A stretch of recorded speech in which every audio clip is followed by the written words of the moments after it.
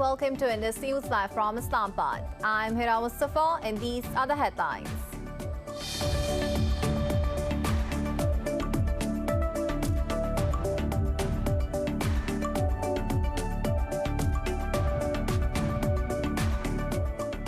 Iran says it has successfully enriched uranium to 60% purity level at Natanz nuclear facility.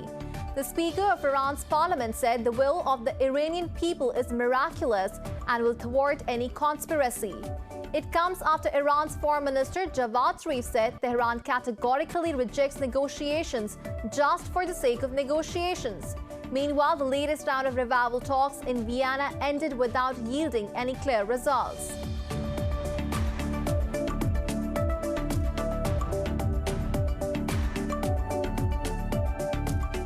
At least 8 people have been killed after a gunman opened fire at a FedEx facility in the U.S. city of Indianapolis. Police said the suspected gunman also killed himself, while several people have been transported to hospital with injuries.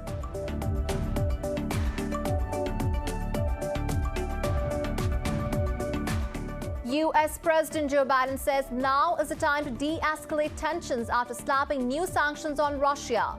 Talking to media, Biden said there is still room for the two countries to work together. Earlier, Washington imposed sanctions on Moscow over alleged elections interference and malicious cyber activities.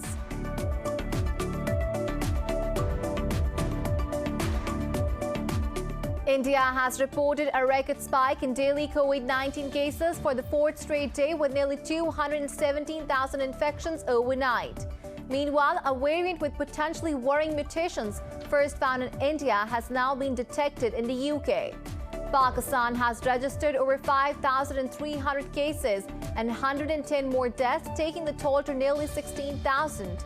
Globally, the virus has claimed over 2.98 million lives and infected nearly 139 million people.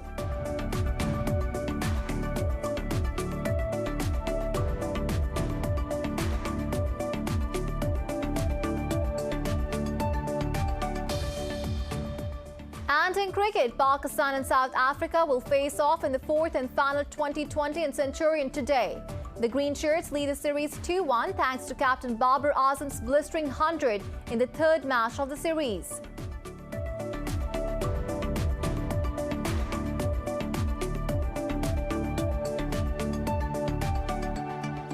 Well, these were the headlines. News in detail coming after the short break. Stay with us.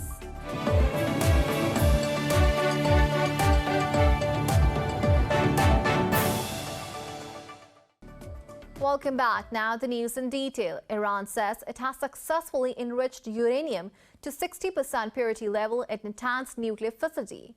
Tehran announced to increase the purity level from 20% after an attack on the same plant. The Speaker of Iran's parliament said the will of the Iranian people is miraculous and will thwart any conspiracy. It comes after Iran's Foreign Minister Javad Zarif said Tehran categorically rejects negotiations just for the sake of negotiations. In a statement, Zarif said talks for the revival of the 2050 nuclear deal should not be driven by propaganda machines or election campaigns. Meanwhile, the latest round of revival talks in Vienna ended without yielding any clear results. After the meeting, China asked all the stakeholders to pick up the pace of the negotiations.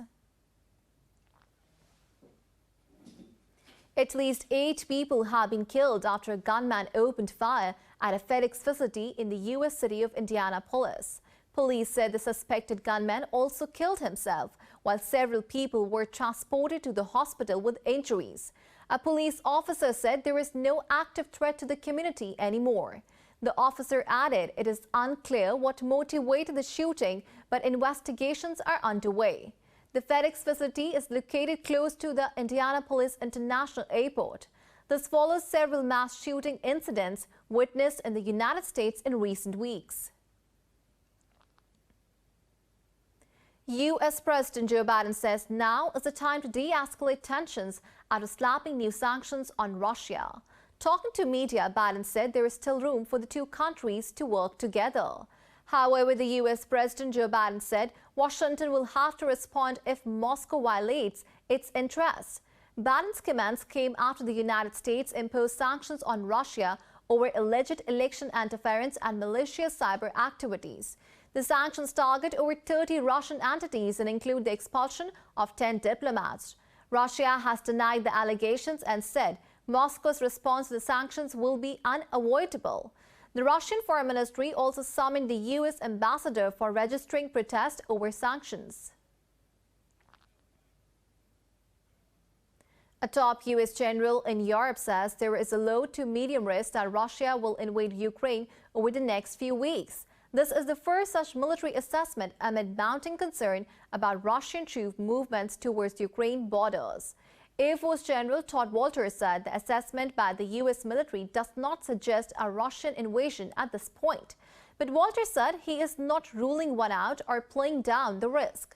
In testimony before a House of Representatives committee, Walters said his view is partly based on the disposition of Russian forces.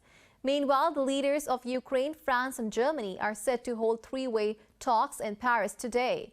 Ukraine's President Volodymyr Zelensky said this is an important preparatory meeting for the Normandy format.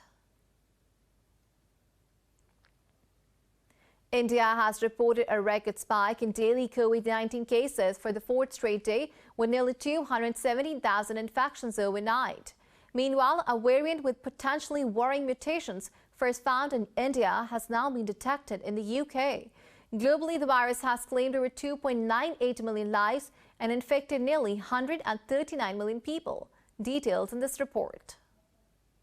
With a baffling surge in COVID-19 infections, India is once again home to the world's worst outbreak, overtaking Brazil. Amid record cases, the country has found itself short of vaccine as it exported tens of millions of doses. Meanwhile, for Brazil, rights group Doctors Without Borders say humanitarian catastrophe is unfolding in the face of the government's failed COVID-19 response. Hospitals in the country are running out of drugs, with reports of patients being tied down for painful procedures without sedatives. O uso de contenção mecânica em pacientes. The use of mechanical immobilization in patients without sedatives is a bad practice. We should not do it. Therefore, the patient is subjected to a form of torture and cannot even ask for help when he or she feels uncomfortable in the situation they are in. That is why the lack of these drugs has made us suffer a lot with our profession, and question every day when it will end and when we will have some consolation. In U.S., Johnson & Johnson vaccine delay in the U.S. will further hamper the rollout. Meanwhile, Pfizer CEO has now announced that patients will need a third shot 12 months down the line. In Europe, Norway is still undecided over resuming the use of the AstraZeneca vaccine or stop it altogether. In England, a latest report shows that COVID-19 cases rates have fallen in all regions of the country. However, the situation in Germany is different, where the government has asked its 16 federal states to tighten curbs quickly. I call on the federal states in this urgent situation. I already said a week ago that we need extra measures and that we need to act accordingly. Time is not on our side, and everyone already has the option to be taking measures already and need not wait for the law to be penalized. A South Korean consortium is set to produce 100 million doses of Russia's Sputnik V COVID-19 vaccine per month. The UN humanitarian chief has warned that the world's largest humanitarian crisis in Yemen is getting worse, with the outbreak roaring back. Pakistan has recorded 110 more deaths due to the coronavirus in the past 24 hours. The health ministry says the nationwide death toll is approaching 16,000. It said another 5,364 people have tested positive. The number of infections has surpassed 745,000, with more than 78,000 active cases. Nearly 651,000 people have recovered from the disease so far. The ministry says more than 4,300 patients are in critical condition. Meanwhile, the country's medical research agency, National Institute of Health, is working on a plan to develop a single-dose vaccine.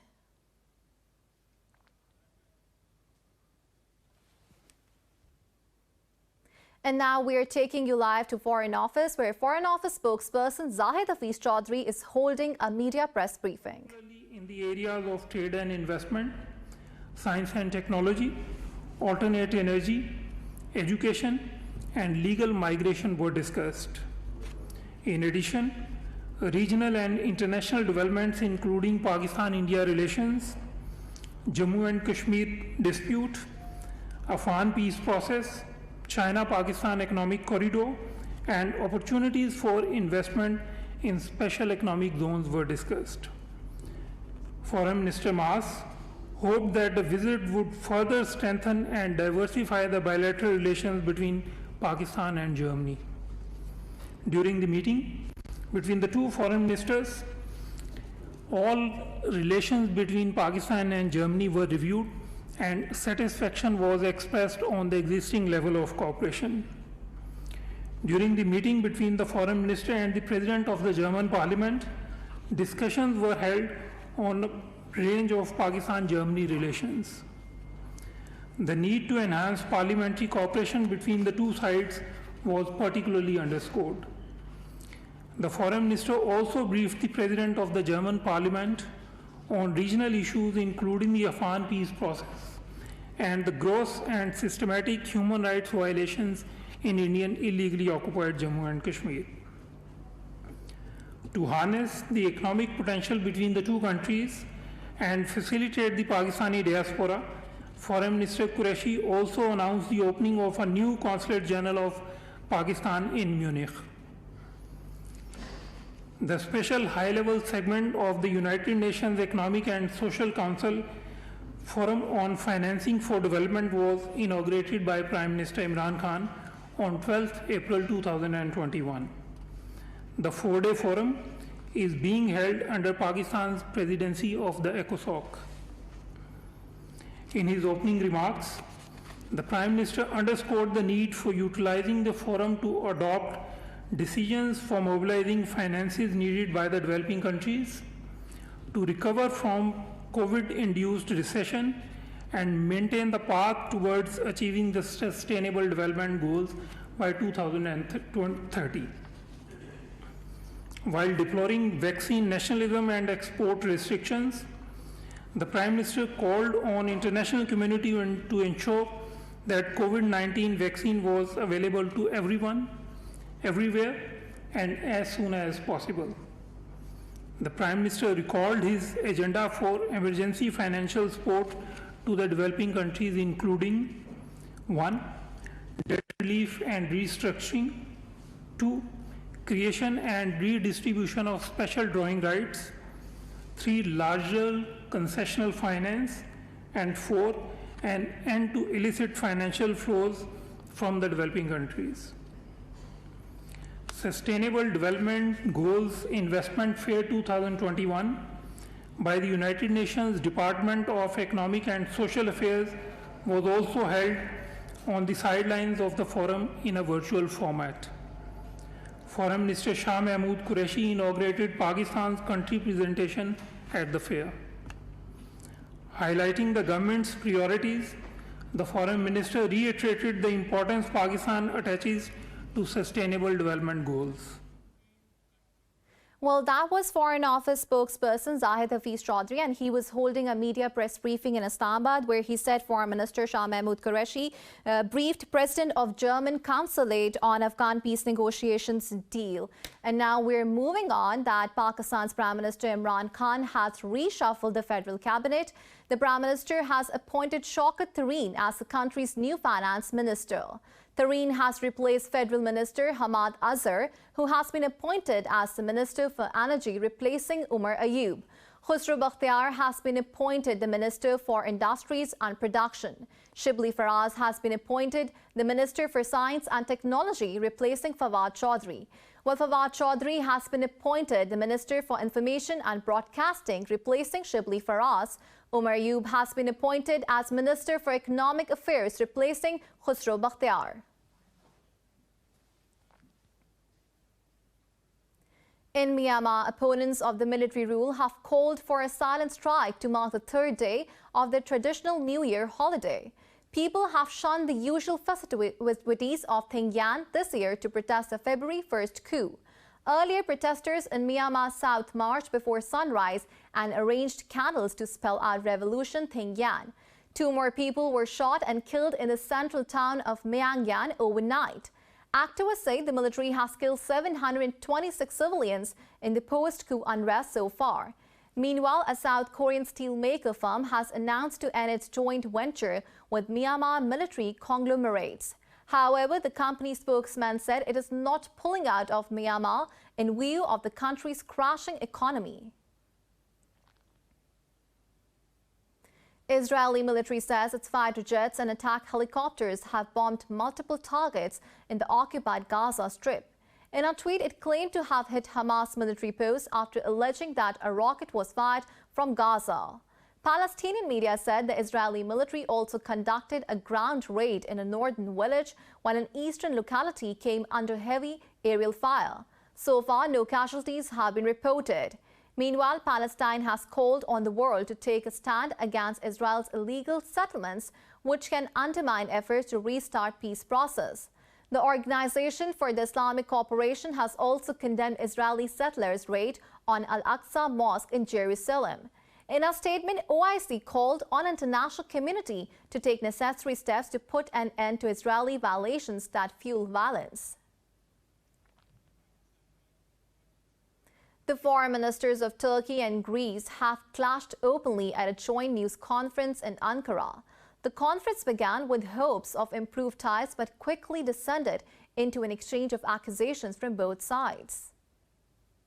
Greek Foreign Minister Nikos Dandias said Athens is ready for a positive agenda with Ankara but will not abandon the EU principles. He added the option to take measures is always on the table if Turkey continues to violate Greece's sovereignty rights. Turkish Foreign Minister Mevlut Cavusoglu said Ankara had hoped this first meeting would continue in a positive atmosphere.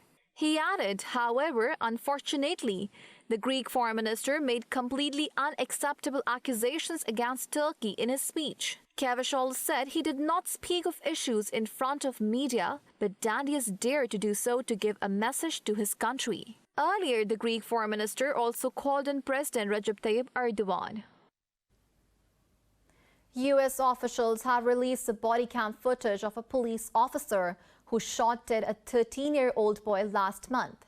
The incident, along with Sunday's fatal police shooting of Donta Wright in a Minneapolis suburb, has raised tensions in Chicago.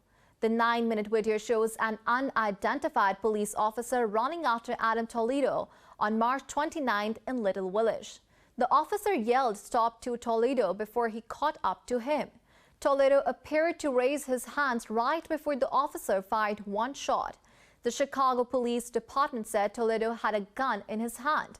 However, it is unclear in the video whether he had the gun at the time of the shooting. Videos speak for themselves. Adam, during his last second of life, did not have a gun in his hand. The officer screamed at him, "Show me your hands." Adam complied, turned around. His hands were empty when he was shot in the chest at the hands of the officer. The French Parliament has passed a security bill to extend police powers despite protests and criticism from rights activists. The Senate has already adopted the bill, while National Assembly approved it with 75 votes to 33. Interior Minister Gerald Darmanin said policemen and gendarmes must be protected because they protect the public every day. The new legislation allows police to use drones to monitor citizens in public and toughen sentences for people attacking police. Critics oppose the bill for being too vague, saying it threatens efforts to denounce police abuse and is too broad. Earlier, the French branch of Amnesty International said the bill poses a danger to civil liberties. The UN has warned that the Tigray conflict in Ethiopia's north is not over yet. UN Under-Secretary General for Humanitarian Affairs Mark Lowcock said the situation is worsening. In a briefing to the UN Security Council, Lowcock said there is no clear proof of withdrawal of Eritrean troops from the region. He said sexual violence is being used as a war weapon. Lowcock also said relief agencies are facing huge challenges to deliver aid to the people dying of hunger. Earlier, Amnesty International reported violence by Eritrean forces against Ethiopian civilians. It called for an international probe into the conflict. South Korea's President Moon Jae-in has dismissed the Prime Minister and 6 other cabinet ministers. The president removed the ministers for land, industry, fisheries, labor, science and technology in bid to revive his party. Moon has nominated Kim Boo-kyum, a former interior minister and 4-time parliamentarian, for Prime Minister. All new candidates have to be confirmed in a parliamentary hearing, but lawmakers do not have the power to block the confirmation if the president pushes through. This comes after Moon's Democratic Party suffered massive losses in a special election for key mayoral posts.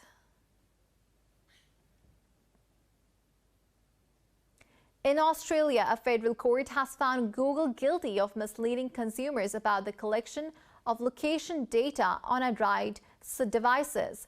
It said Google falsely claimed it could only collect information from location history setting on user devices from 2017 to 2018. The Australian Competition and Consumer Commission said it is seeking declarations and penalties, but it did not specify an amount. The regulator's chair said the ruling is an important victory for consumers concerned about online privacy.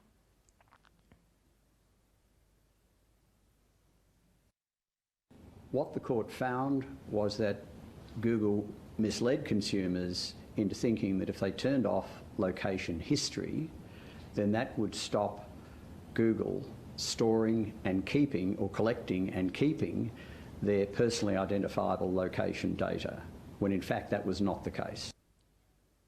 North Korea marked the 109th birth anniversary of the founder of the state, Kim Il-sung. More in this report.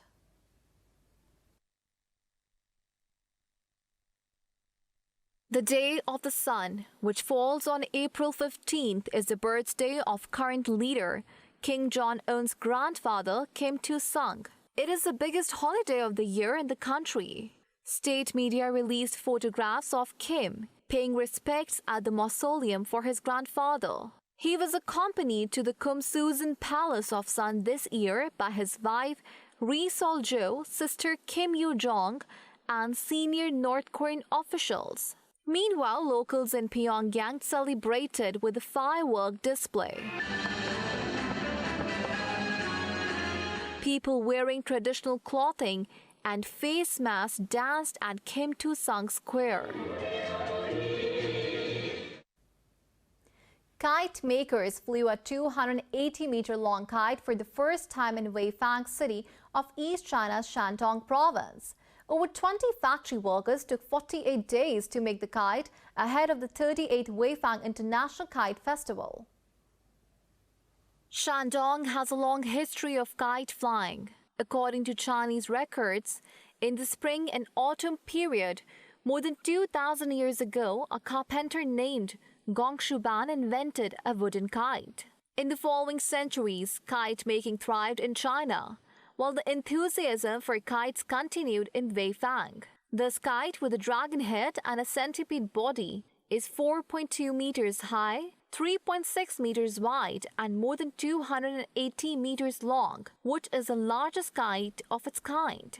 Staff members of the kite factory spent 2 hours flying the kite, which was divided into 4 sections and flown one by one. Kite fans can enjoy the splendor of the longest kite at the annual Kite Festival, which opens today, together with the kites of 118 teams from across China. The first festival, held in 1984, attracted kite fans from 11 countries and regions, including the United States, Britain, Japan, the Netherlands, and Australia. At the 5th festival, Weifang was named Kite Capital of the World. In Malaysia's city of Putrajaya, a group of farmers is successfully producing the Japanese musk melons after perfecting the cultivation method in hot tropical weather. Details in this report.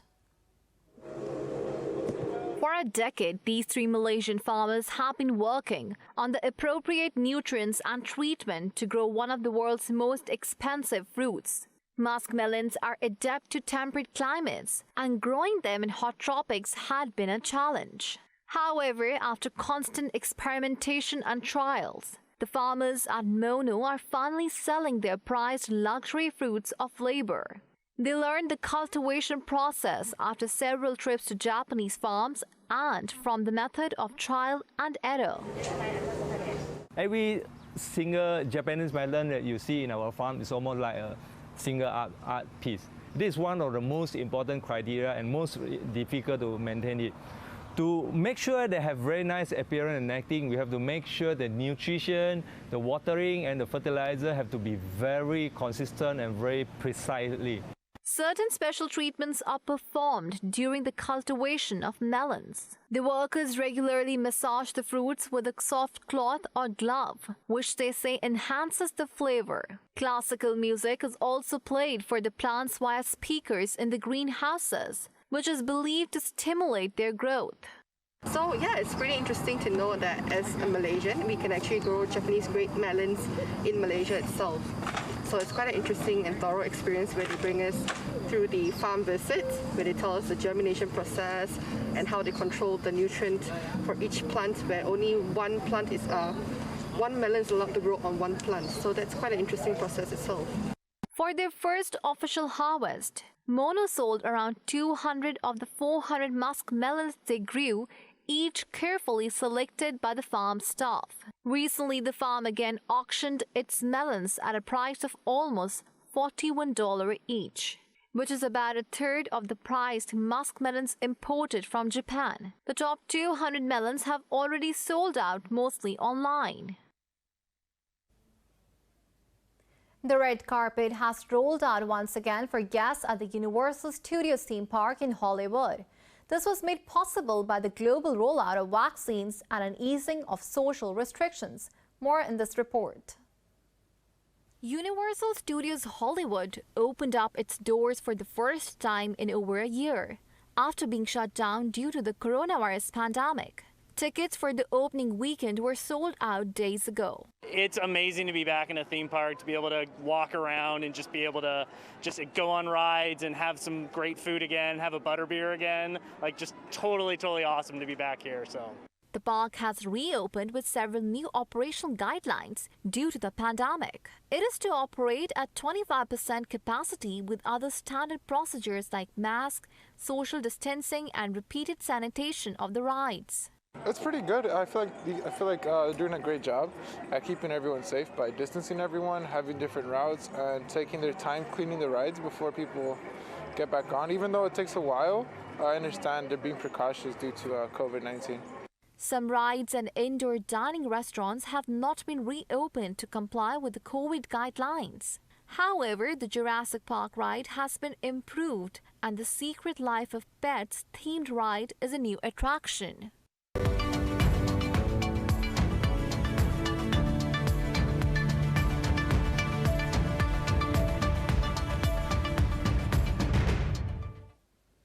European stocks are trading slightly higher as global stocks take heart from strong U.S. economic data and recovery prospects. Frankfurt's DAX, leading the gains, is sending over 0.5%. London's FTSE has also gained nearly 0.5%. The pan-European stock 600, Italy's FTSE, MIB and the CAC 40 in Paris have edged up marginally. Earlier Asian markets traded in positive territory as well.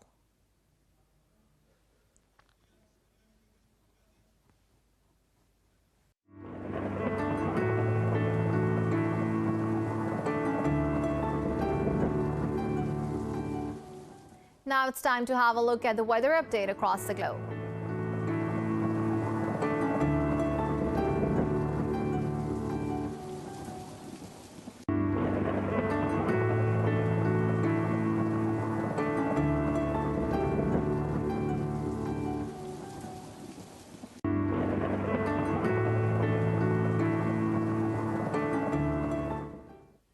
For the latest updates, you can follow us on social media at indus.news.